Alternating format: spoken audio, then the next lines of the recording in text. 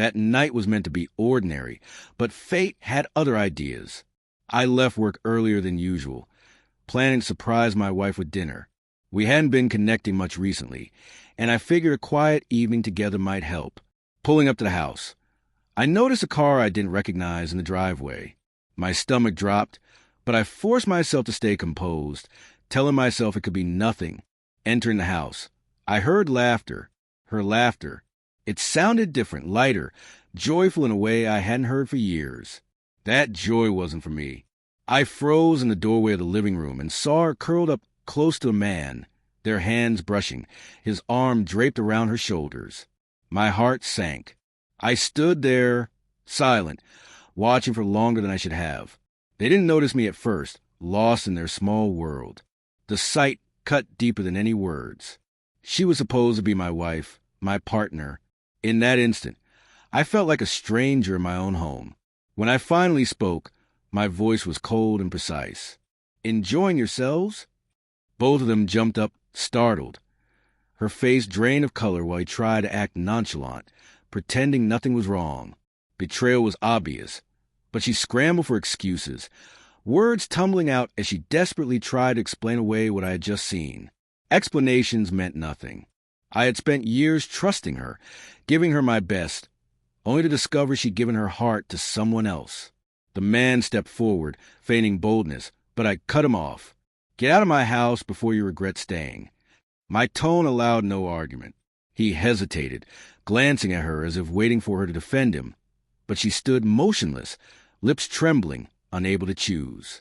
Finally, he mumbled something under his breath and left quickly, avoiding my gaze.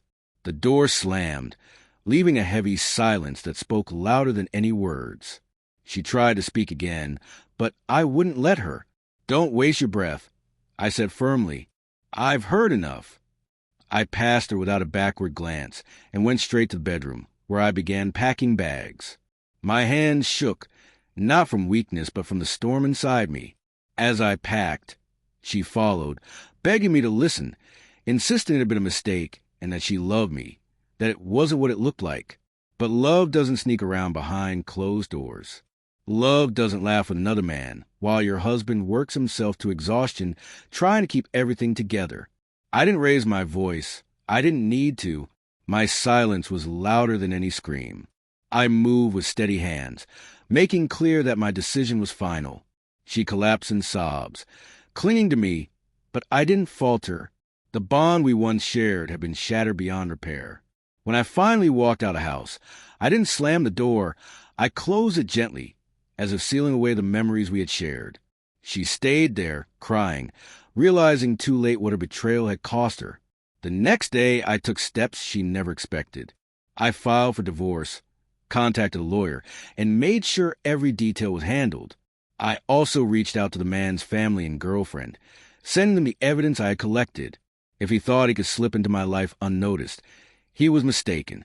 The fallout was brutal for both of them. His relationship ended. His reputation was damaged, and my wife, soon to be my ex-wife, was left with nothing but regret. She had wagered my trust and lost everything. As for me, I didn't feel elation, only a heavy sort of peace.